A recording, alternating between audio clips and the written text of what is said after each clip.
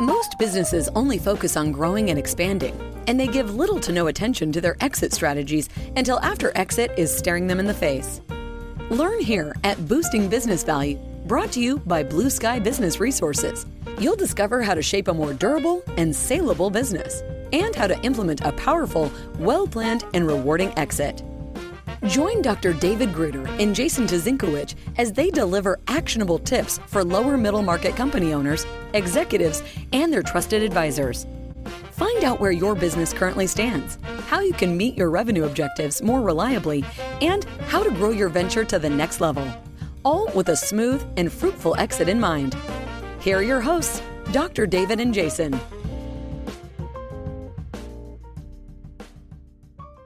Welcome back. In this episode, we get to talk to our new friend and all-around amazing lady, Rache Brand. Rache believes in a better world and that we can do it better together. I have a whole bunch of things I'd love to say about her, but I think you'd rather hear it from the lady herself. Rache, would you mind introducing yourself? Hi, thanks, Jason. Thanks, David, for having me. This is so exciting. First, I've loved being able to have a conversation with Blue Sky. I think we're very aligned in terms of how we like to work with businesses. Yeah, so I'll just dig in. My background's in food. I started as the drive-through girl at McDonald's when I was 14, and always from that moment forward kind of fell in love with the process of the food system.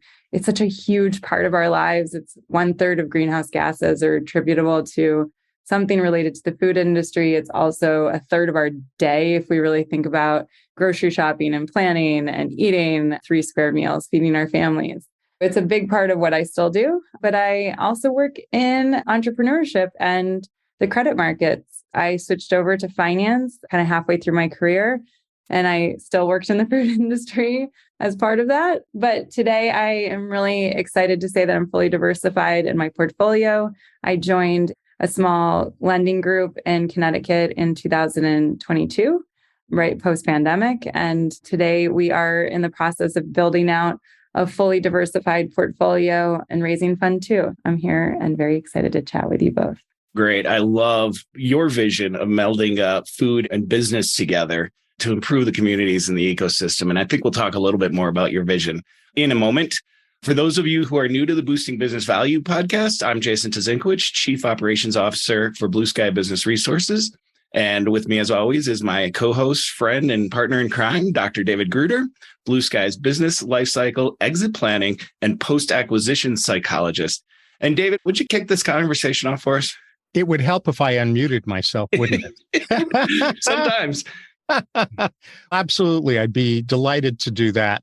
And as we were talking briefly before starting to record this episode, what I saw, Rache, is that you have kind of an overarching vision that leads you into what you're focusing on in terms of food and the financing mechanisms that you've got. And I'd love to start with the big pictures. Say a bit about the next wave of brands that you're supporting and why you're supporting that next wave. So say a little bit about the wave and why that's important to you to support. Absolutely. The next wave overall, one of the things that I've identified as I've worked with brands is that most of the time, especially when you come into like a smaller business and you're just getting started, you're a founder, you have an idea, it's because of passion. But that doesn't necessarily mean that you're rooted in business. One of the things I love to do is think about the human condition as we kind of set out on a path together. I love connecting dots and figuring out who works with whom and who would be a better fit to potentially support this group. So I am definitely a connector. I would say that my greatest skill set is looking over the entire ecosystem and being able to figure out who should work with who and how they can best support each other. As I move into this next kind of iteration of what I'm doing, part of why I ended up in a fully diversified portfolio is that I believe that we all really need to see what other groups are doing. And it's impossible to just be in your own industry and kind of keep your head down. You really need to look up and see all the things around you. That's what I'm building today with my new business that's called Superstruct. Lovely. And Superstruct makes a lot of sense as a brand name based on what you were just saying. And it seems to me, and you tell me if I'm tracking this right, that your vision is that there's so much more that businesses can do to be profitable while nourishing, protecting, and caring for our quality of life and offering new and improved opportunities for the betterment of human beings. And that kind of higher vision, bringing that higher vision into business, is something that is very, very central to my values. And I know it's important to Jason's as well. How did you come to that vision in the first place? What sparked that for you after having started off at McDonald's, of all places? Yeah. So it's interesting. Actually, I was a kid with lots of food allergies. And then I had like really weird food allergies, like citric acid. And nobody knew I was breaking out in a rash every time I had orange juice. But you start living your life and everything is a part of that journey. So it doesn't matter which direction you end up going. Somehow those little life experiences are snowball effects into the person you become. When I was 14, I realized when I started at McDonald's, what I loved about it was the process. I also loved that we had this like mass market. If we could incrementally move the needle just a little bit, we would have the opportunity to make really big change. I took that model throughout my life and everything that I was doing. I'll kind of test out my theory on you and your audience and see what they think. But my higher belief is really my North Star, that we created Krispy Kreme donuts. We created type 2 diabetes. We created big pharma to solve the solutions that type 2 diabetes created. The reason why all of those things exist is because we had to have some capitalistic monetary exchange between each industry. My greater belief is that we can have actually that same dopamine effect from Krispy Kreme donuts without having all the effects of the other items. And we can actually have a wellness society as opposed to an illness society through helping to really transition people into wanting to be well and not having to fix something after they've had that dopamine lift. I don't know what the product is. And that's where I've been searching. I've been really spending a lot of time working and talking to interesting entrepreneurs around the world. I do not have the answer today, but my goal in life is to break down the walls between food and healthcare and find a fit that everyone still makes money with, but ultimately benefits the person in the center, because that's the most important part. I mean, the world will survive us. There is no question in my mind that we are going to be the ones who will be endangered species at some point if we can't figure out a way to actually be well. That's my life purpose. It's my North Star. It's what I wake up every morning trying to figure out. And I am on this path. So if anyone wants to connect, I'm down to discuss. I just love this about you. And I get so excited every time we talk, Rache, because, I too was a young restaurant employee and spent a lot of time in the space. I'm very passionate about food and production. I think we both would agree that the concept that ketchup is considered a vegetable in schools is unconscionable. And I love the fact that you're out there doing something about it. I don't know if I'm doing much yet, but I will tell you that it is amazing when you can see that very small incremental shift. So I was at the Food and Brand Lab at Cornell with Dr. Brian Wansink and his team. And it was simple shifts that he was making using language and also just removing the barriers that we don't consider, like putting white milk in front of chocolate milk or calling them super power up peas instead of, just regular sweet peas. It makes a difference in the way that people think about product. And even those just little shifts of having that white milk in front of the chocolate milk and the amount of change that you saw overall, it's incredible what we could do in such a short period of time if we really paid attention. And I think some of it is just laziness. And the other side of it is that there's so much resistance to change. I feel like we have a long way to go, but it's possible. You're definitely part of a larger movement that in some circles is referred to as conscious capitalism. One of my mottos, one of my bylines, at least in the business world, is making integrity profitable. And really what you're talking about is that there are very simple boots on the ground interventions or changes that can be made. And you gave a couple of examples of that can alter the consciousness of the consumer, not in a manipulative way, but in a way that brings them back to their fundamental human nature. Because what you're really referring to is the 1950s version of the American dream that was installed after World War II, and it was installed for some very interesting reasons, and I don't want to get into those right now. It led to a redefinition of the pursuit of happiness as being excessive consumption. And in order to make that version of happiness happen, we had to create, or the business world felt like it had to create demand for products that people didn't necessarily need and things that actually would end up being harmful to us individually and collectively.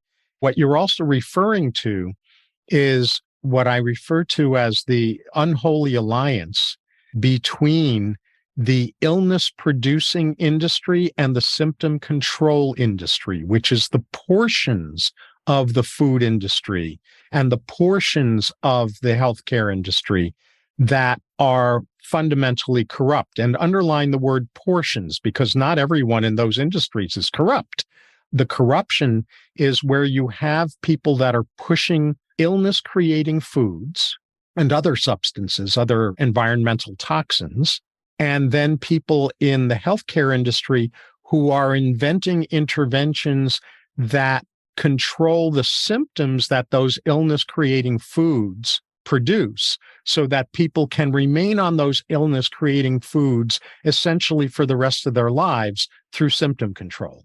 And that is a perversion of the food industry and a perversion of the healthcare industry. That unholy alliance between the corrupt sectors of both of those industries is part of what your North Star is about making changes with. Am I capturing that accurately? Wow, I'm overwhelmed because you captured not only correctly, but I guess I would push back and ask, why is this not something that we can shift in a dramatic way by just having the realization of this knowledge? The reason it's hard to shift is because of the power of propaganda. And what I mean by propaganda is best captured in an encapsulated way, because I want to make sure we cover the other topics we want to cover today. But the encapsulated version is captured by definition of a term that the father of modern public relations invented 100 years ago. That father of modern public relations, his name was Edward Bernays, and the term he invented was manufactured consent. And what manufactured consent is manipulating people into supporting product, services, causes, or candidates while thinking they're doing that out of their own free will. And what that creates is spells. People are under a spell. And in order for a spell to work, one has to not know that they're under it, because the moment someone starts to recognize they've been under a spell, the spell starts to break. And I'd love to just jump in. You know, you hit on a very good point when you started talking about this, Rache, which is the dopamine effect.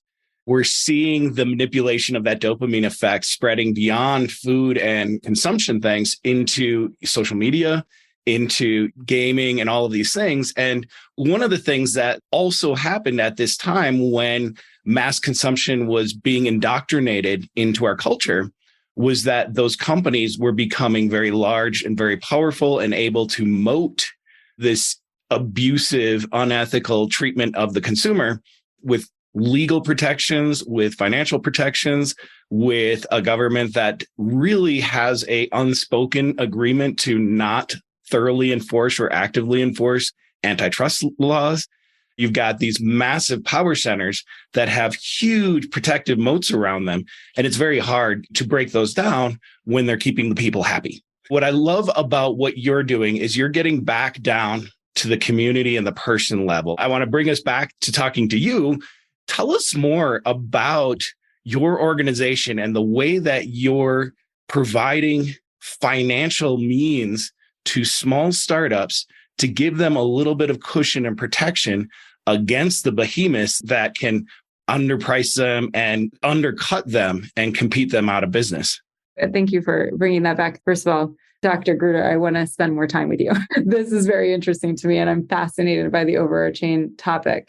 One thing that I noticed when I went to Expo West this year, I mean, I've been in years past, but this was obviously the largest this year, 60,000 attendees, 3,000 businesses presented their products. And as I looked around at these people who had limited knowledge of business and limited knowledge of production or the food industry, they were just setting out on their life's path. It was almost like looking at a sea of graveyards in front of me. And I'll tell you why. In 2016, I joined the venture capital movement in California. What I saw was a gross expansion of excess capital in a market that could not sustain it.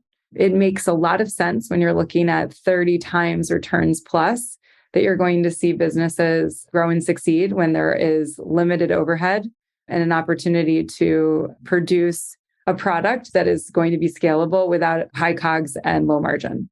When you start to look at some of the businesses that were getting invested in between 2016 and today, those businesses are like food companies that probably have a long lead time to market. They're new and novel ingredients in some cases that are getting tremendous investment, and the market is just simply not ready for it.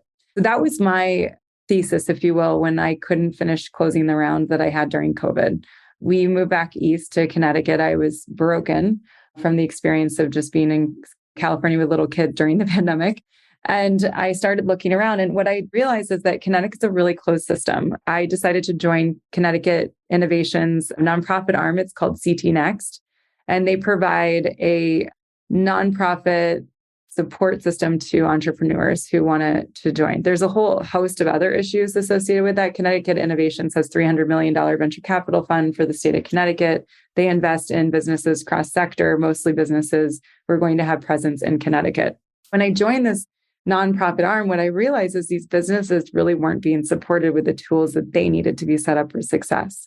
And that led me into lending. The credit markets are an interesting place to be for small businesses.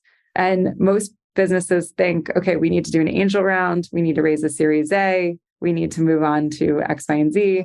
And I would say, hey, guess what? You have 1 hour in a day. Do you want to focus on selling your product for revenue, or do you want to focus on selling your business to give it away?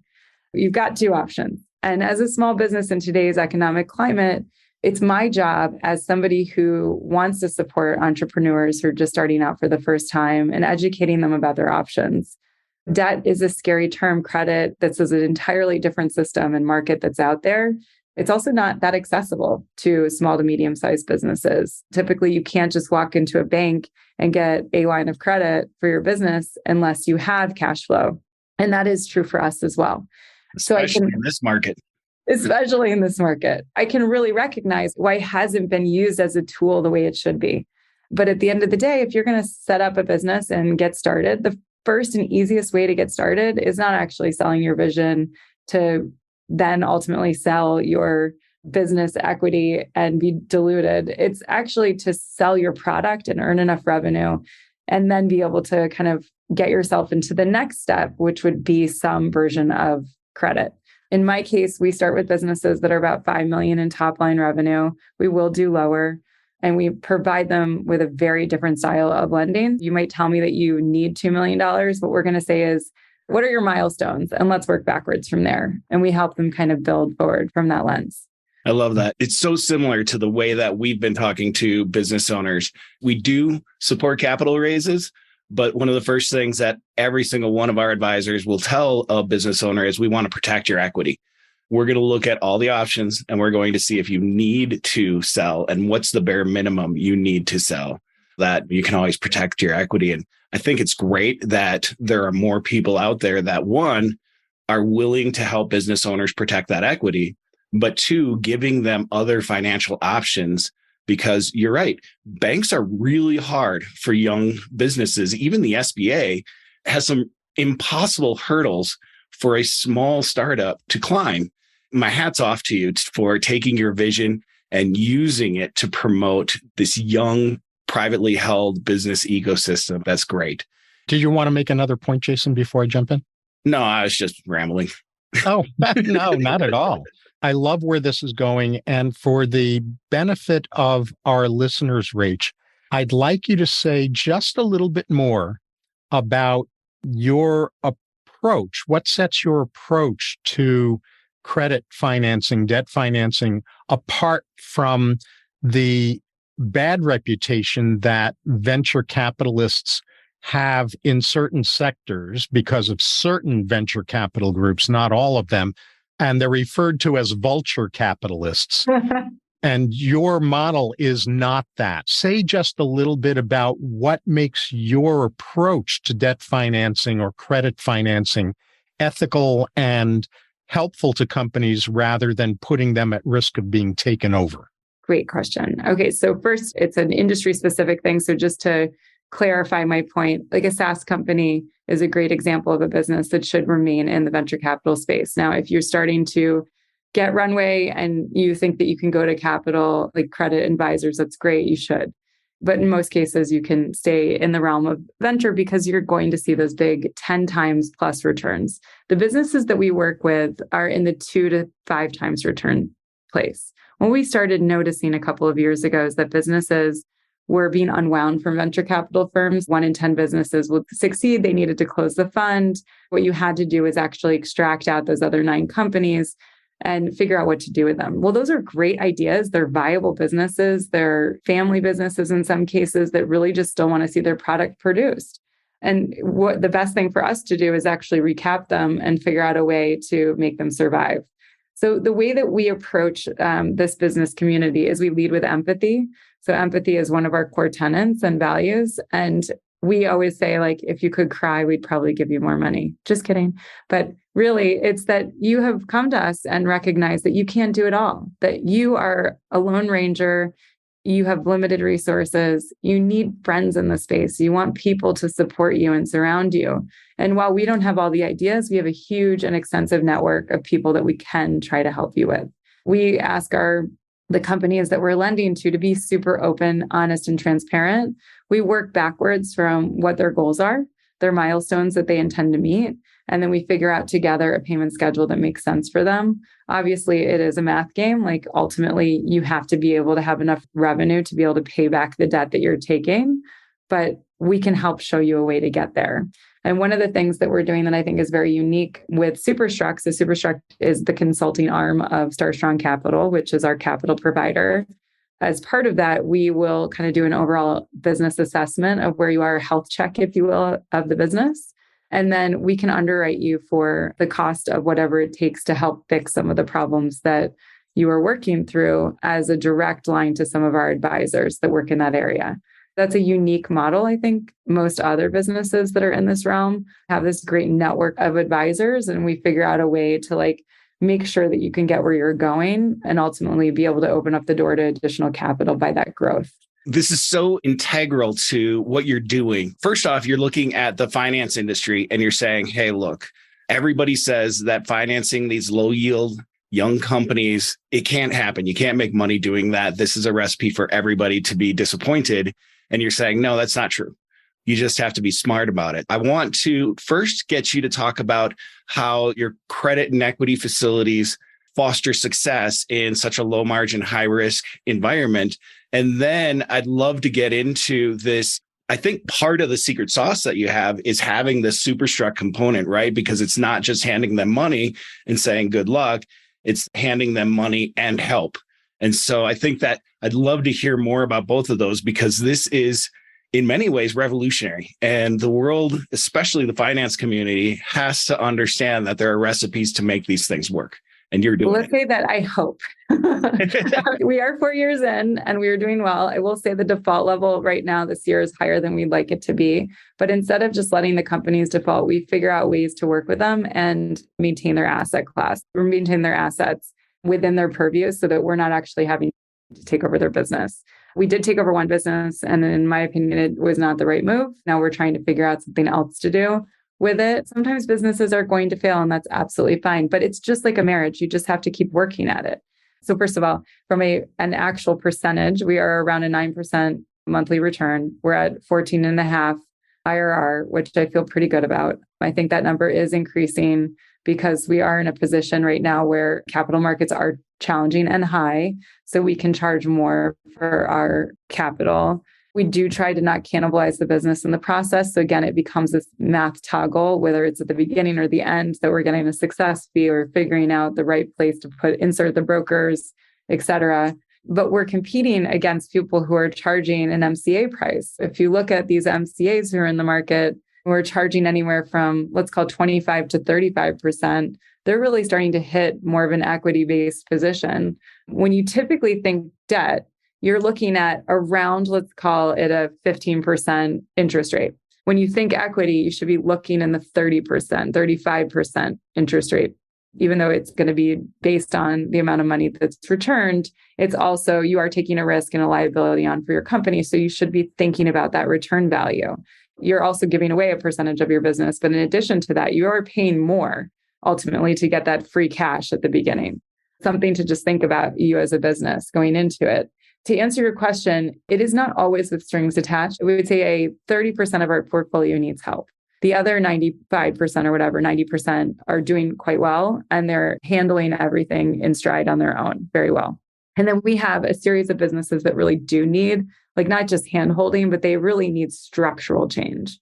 And that's where we start to really take a much deeper look at those businesses and bring in new CEOs or help to support them in a more structured way. That was kind of, I think, the first answer to your question. The second answer is, as we go forward, and the way that we think that we're going to build this is by developing what I would call more of an ecosystem, where we actually have one central thesis. We have one leadership, one distribution channel, one logistics and amplification department that all sits within the same wheelhouse. And then we add to that an arm of brands that all can use those shared services. What we're seeing right now, as I mentioned, I looked out across the landscape of 3,000 companies at Expo, and I was like, wow, let's say 2/3 of these companies aren't going to be here next year. What would be great is to actually figure out a new place to put them. So there are a number of businesses working like I do in credit, and they're recapitalizing in an equity fashion, but with an idea called orphan funding. And one of the ways that we think we can do it is by actually saying to the founder through an assessment, what are your strengths? What are the things that make you get up in the morning? What are the things that you love to do? You have a product, you probably have enough earned revenue that we can take your product and put it into a common co-packer, put you on a common brand platform, and then you can still do the things that you love to do and benefit from the overall ecosystem. I don't think in all cases that founders get into this and think, oh my God, for the rest of my life, I'm going to be doing this. And somehow they end up in it for a long time. I often think that a founder should have the ability to step back for a second and have an option and say, hey, you know what? I love my brand. I did it. It's a baby. I want it to fly now. Is there an alternative for me to kind of nook it into something else? It's very similar to a private equity model, except that in this case, they still run their business. They have debt to the overall ecosystem structure, but they are being able to be removed from a position that they may or may not be great at. Marvelous. I love everything that you're saying. It's very aligned with Blue Sky's values and with Jason's and my personal values as well. This is very exciting. Part of what you are doing is something that you've branded as a sprint calendar. And maybe you can say something about that. And as you do that, I just want to note for our listeners, your last name. How'd that happen? Your last name is Brand, and you're doing all this wonderful branding stuff. It's a little embarrassing, but I did not love my husband's last name, which was Uchtman. Not a huge fan. My maiden name was Baird, and he did not like my maiden name. My requirements, it had to be 5 letters and begin with a B. And there are not that many names that begin with a B and are 5 letters. We ended up with Black or Brand as the options, and essentially did a thumb war to make the decision. And wow. I love this story. And I want to interject 2 quick anecdotes because I think that last name stories are so much fun. When I was in my young 20s, I was dating a girl and we were checking into a hotel. And as we're checking in, the lady checking us in looked at the girl I was with and she's like, "Are you guys married?" And she said, "No."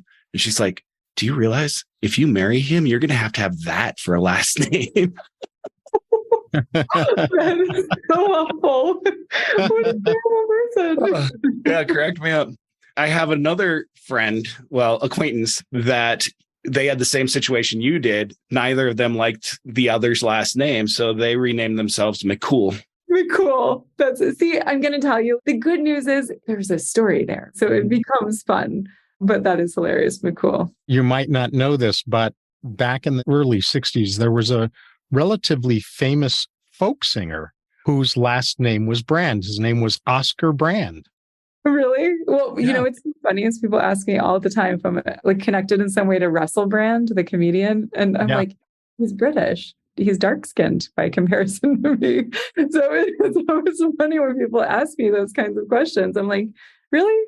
Oh, but yeah, it's kind of funny. And no, I love last name stories. It's hilarious. That's sweet. Wonderful. So tell us about this particular branding aspect of what you're doing called the Sprint Calendar. Yes, this is something that came out of lots of discussions. I have this visual, which I'm happy to share, and you guys can post with the podcast.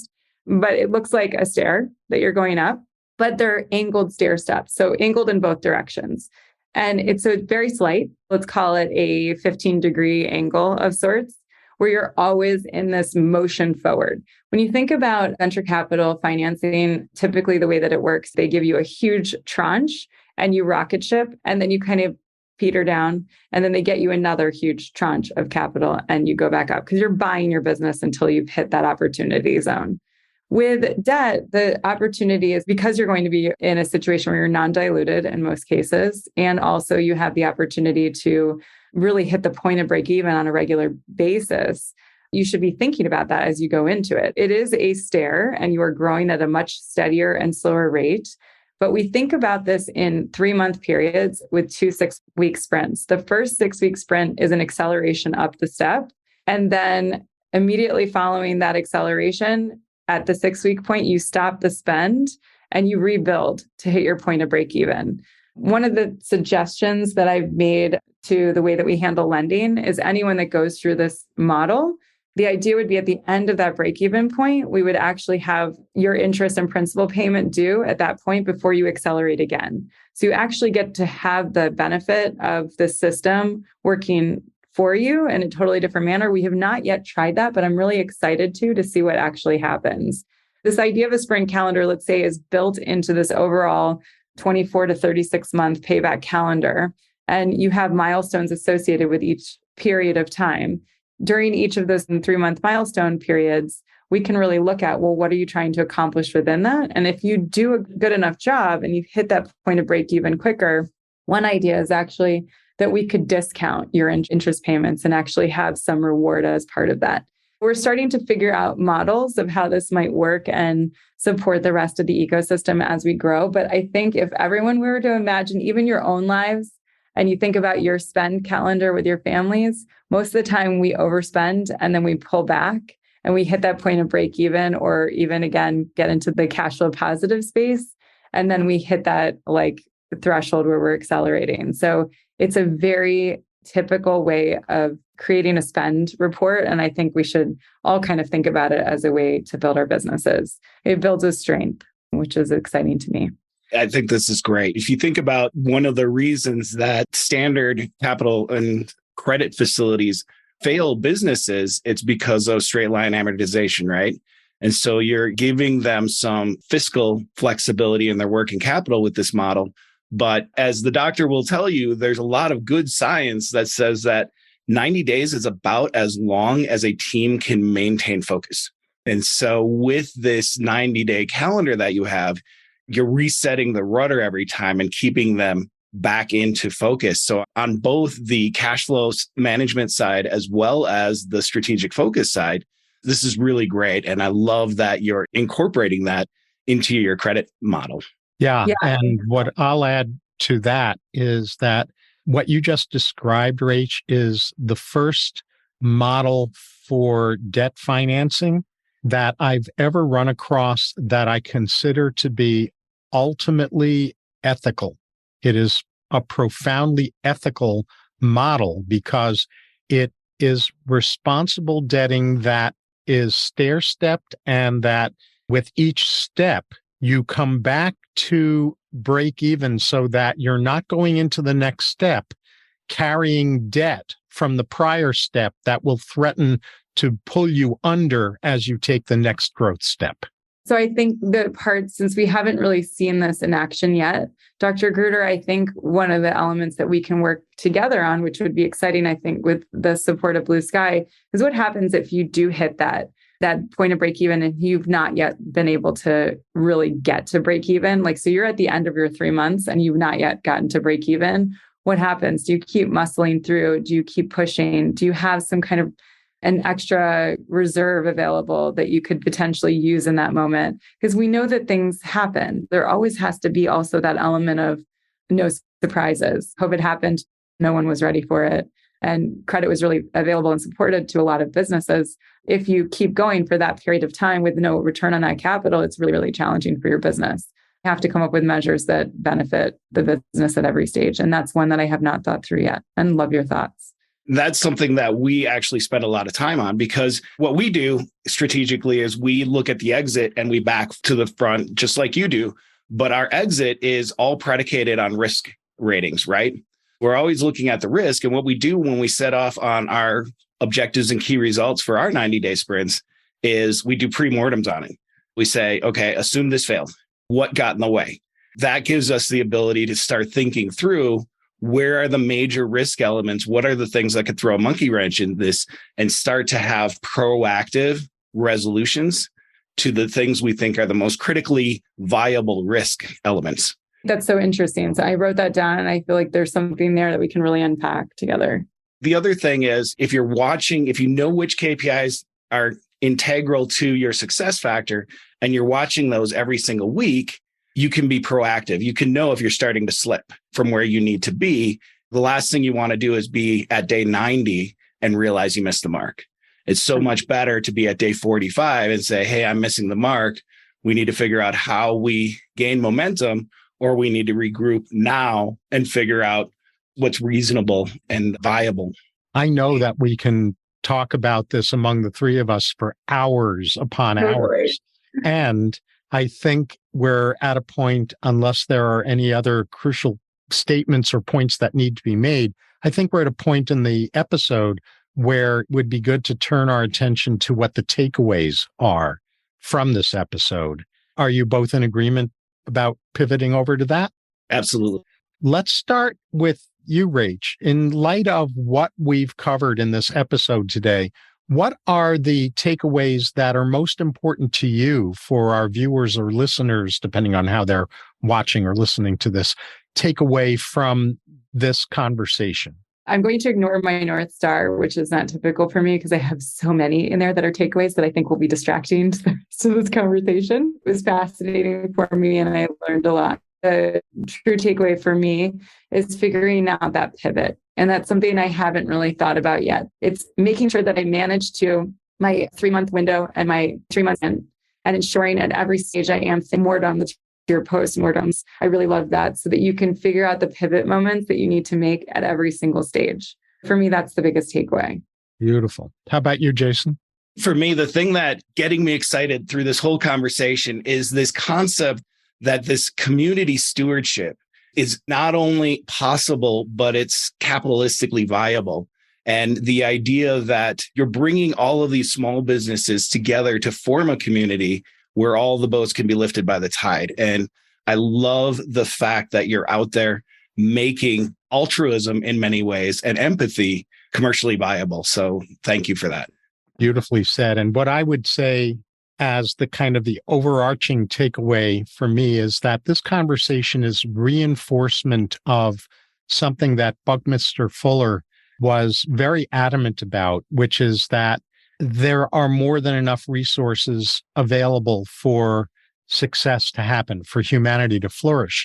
The takeaway for me from this episode is that scarcity, in fact, is an illusion, that there is an abundance of resources that, if well tapped into and well selected first before tapping into them, can ensure the flourishing of a business rather than the implosion of a business. And that whole abundance thinking rather than scarcity fear is really crucial, in terms of mindset pivots, not only for society in general, but for the business world in specific. Wow. Cheers for that. Yes, I love that. Tall order to fill now. I'm a little overwhelmed, but I'm very excited. Well, actually, that's the way a goal ought to be. Goals should be audacious and scary, big, hairy, audacious goals. You've got that. And blessings to you for that. Bring it on, bring it out, because the world is thirsty for it. And you've got a community of friends and fans who want to help you on your road to success. Yes, Blue Sky is going to be pivotal to that. So I'm very excited about our partnership. Likewise. Mm-hmm. Any other final comments before I do our sign off? Yes, I have a million. I'm going to follow up afterwards about these spells. On behalf of Rache Brand and Jason Tuzinkowicz and myself, we thank you for listening to this marvelous episode of Boosting Business Value. And we invite you to click on the subscribe button. You can be notified immediately when we release future episodes. We also look forward to reading your thoughts and questions and topic suggestions and other requests in the comments section at the bottom of each episode's page. All episode pages are available through blueskyadvisors.net/podcast. And lastly, we invite you to take advantage of Blue Sky's free surveys for gauging your business health more accurately. Each includes real-time feedback and recommendations. And go ahead and visit blueskyadvisors.net today and get started. Thanks so much, Rache. This was a lot of fun. Thank you, guys. This is so awesome. I appreciate the time. That's all for this episode of Boosting Business Value. May your new learning result in the smoothest and most profitable exit strategy for your business. With the right knowledge and guidance, the sky's the limit to what you can do. Do not miss an episode by subscribing to the show. And if you want to learn where your business currently stands, we also have free key opportunity assessments. Find all of them at blueskyadvisors.net/podcast. Thank you for joining us. See you on the next one.